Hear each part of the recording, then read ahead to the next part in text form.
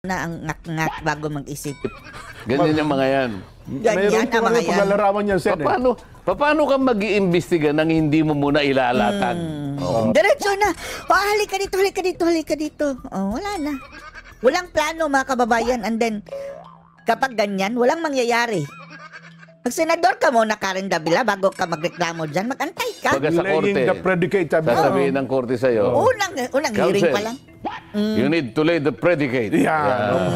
Di pwede You need hindi to ka lay the mag-lay ng predicate. predicate. Siyempre. Ilalatan Ayaw. mo muna. Sabi ni Karen Davila, wala na. Ano ba ito? Lukuhan. Isa-isa mo ngayon. Ba't kaya ka? Ano naman nakakita ang mga ganyan na? Ang gusto ata sa unang araw pala, ipatawag yun na lahat ng mga...